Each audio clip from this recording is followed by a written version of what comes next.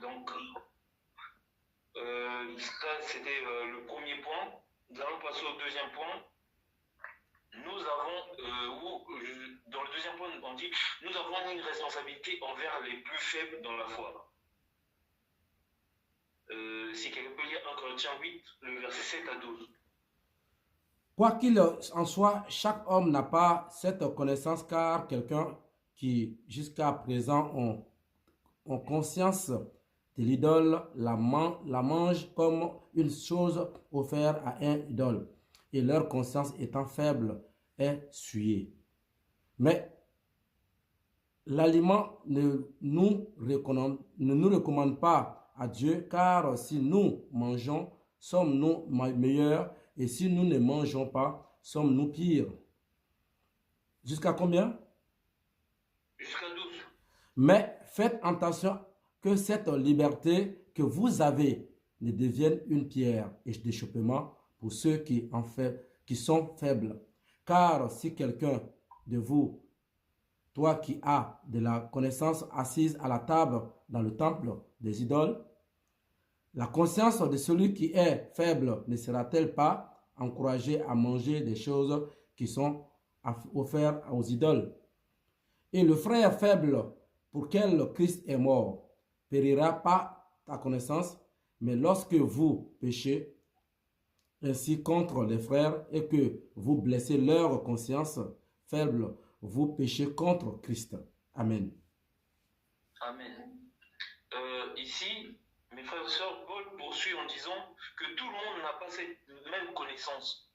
Certaines personnes ayant été habituées aux idoles toute leur vie peuvent voir la consommation de ces viandes comme une forme d'idolâtrie.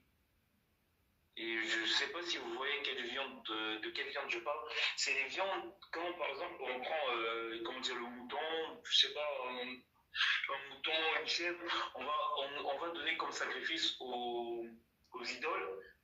Et les chrétiens de l'époque ne mangeaient pas cette viande. Il y avait ceux qui ne mangeaient pas cette viande et il y avait ceux qui en mangeaient. Du coup, il y avait un débat autour de ça. Et pour Paul, là, il poursuit en disant que tout le monde n'a pas cette même connaissance. Certaines personnes ayant été habituées aux idoles toute leur vie peuvent voir la consommation de ces viandes comme une forme d'idolâtrie. Il dit aussi au verset 7, mais cette connaissance n'est pas chez tous. Quelqu'un, d'après la manière dont il envisage encore l'idole, mange de ces viandes comme étant sacrifiées aux idoles et leur conscience, qui est faible, en est souillée. Cela signifie que certains chrétiens qui n'ont pas encore une foi affermie pourraient être troublés s'ils voient d'autres croyants manger ces viandes. Ils pourraient être tentés de le faire aussi, mais avec un sentiment de culpabilité, ce qui pourrait les éloigner de Dieu. Amen. Paul nous donne un avertissement sérieux au verset 9. Il dit quoi? Il dit, prenez garde toutefois que votre liberté ne devienne une pierre d'achoppement pour les faibles. Imaginez un chrétien qui a récemment abandonné l'idolâtrie. S'il voit un frère plus avancé dans la foi manger de la viande sacrifiée aux idoles, il pourrait se dire, si lui le fait, alors je peux aussi. Mais en le faisant, il pourrait se sentir coupable et se détourner de Dieu. Un autre exemple simple, imaginez le pasteur, je croise le pasteur peut-être en plein adultère ou je sais pas, en train de commettre un péché qui est très grave devant Dieu. Et moi, peut-être en tant que nouveau chrétien, ou venant à peine d'accepter Jésus-Christ comme Seigneur et Sauveur, en train de devoir faire ce péché-là, moi, du coup, je vais me dire, si lui, il le fait, alors je peux aussi le faire. Amen, c'est ça. Mais en le faisant, je pourrais me sentir coupable et me détourner de Dieu. Bien aimé, nous sommes responsables de l'impact de nos actions sur les autres. Jésus lui-même l'a dit dans Marc 9, le verset 42, si quelqu'un peut le lire. Marc 9, le verset 42.